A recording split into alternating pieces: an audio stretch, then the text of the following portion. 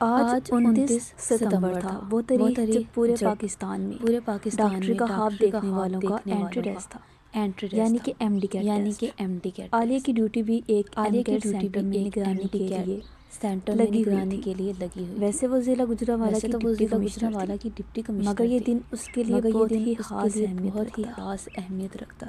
Centre میں سخت security تھی تاکہ کوئی نقل وغیرہ نہ کر سکے۔ تھوڑی دیر بعد عالیہ کو ایک سپاہی نے بتایا کہ سمرا نام کی ایک لڑکی کے پاس کچھ الیکٹرانک گیجٹس تھے اور اس پیپر وغیرہ چھین لیا گیا ہے۔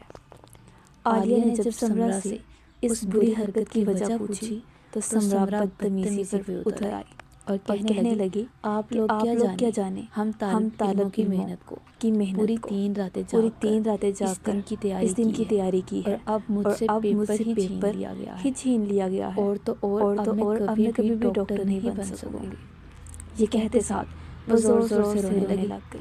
یہ باتیں سن کر عالیہ کو اپنا ماضی یاد آ گیا جب وہ 4 بھائیوں کی اکلوتی اور لاڈلی بہن تھی۔ اس کی ماں نے کبھی کوئی گھر کا کام کہا ہی نہیں تھا اور نہ ہی کبھی اس کے باپ نے کوئی کام وغیرہ کرایا۔ جب عالیہ 13 سال کی تھی تو اس کی والدہ کا انتقال ہو گیا اور یہ صرف ایک دکھ نہیں تھا اور یہ صرف اس کے بعد دکھ نہیں تھا، دکھوں کی بارش شروع ہو گئی۔ اس پر دکھوں کی بارش شروع ہو گئی۔ عالیہ کی دادی ان کے گھر آ کر آباد ہو گئی اور عالیہ کی زندگی عذاب بن گئی۔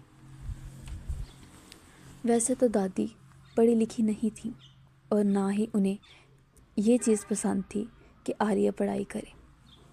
اس وقت عالیہ صرف 9ویں کلاس میں تھی، 9ویں کلاس کی طالبہ تھی، مگر عالیہ کے بابا اسے پڑھانا چاہتے تھے۔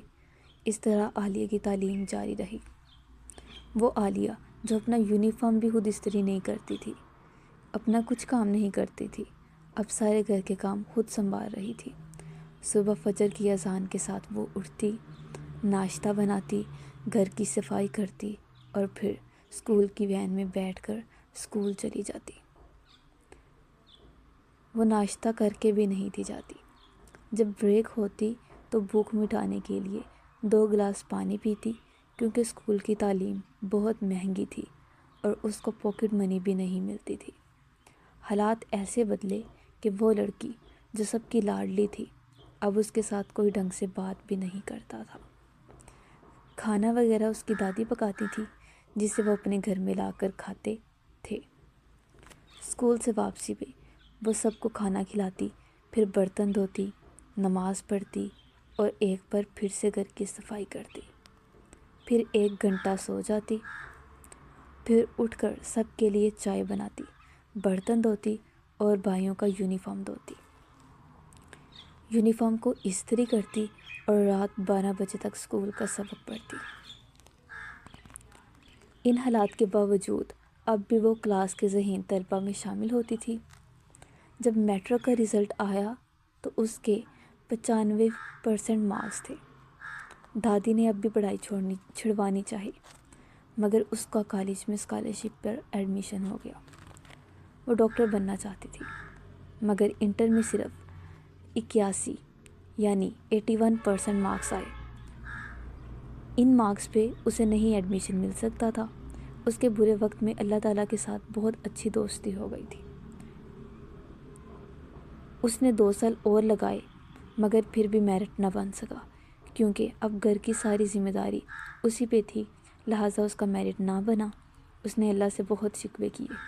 وہ کسی یونیورسٹی میں داخلہ نہیں لے سکتی تھی کیونکہ وہ گاؤں میں رہتی تھی اور اگر وہ یونیورسٹی جاتی تو پھر گھر سنبھالنے والا کوئی نہ ہوتا، لہٰذا قربانی دینی پڑی۔ اس نے صرف ڈاکٹری کا خواب دیکھا تھا، اس کے علاوہ وہ کچھ سوچ بھی نہیں سکتی تھی، مگر دل پر پتھر رکھ کر BS پروگرام میں ایڈمیشن لیا، ساتھ CSS کی تیاری بھی کی اور اب اتنی مشکلات کے بعد وہ ڈپٹی کمشنر کے عہدے پر فائز ہوئی تھی۔ جب لڑکی یعنی سمرا نے اسے کہا کہ آپ لوگ ہم طالب علموں کی محنت کو کیسے سمجھ سکتے ہیں تو اس کے لبوں پر ایک زخمی سی مسکراہٹ آ گئی۔ جیسا کامیابی کو حاصل کرنے کے لیے اس نے اپنی جوانی گال دی، اسے یہ رتبہ کسی نے پلیٹ میں سجا کر نہیں دیا بلکہ اس نے یہ سب اپنے جذبات کی قربانی کے بعد حاصل کیا تھا۔ ہوپ سو آپ کو کہانی پسند آئے گی۔ Please subscribe and like the video.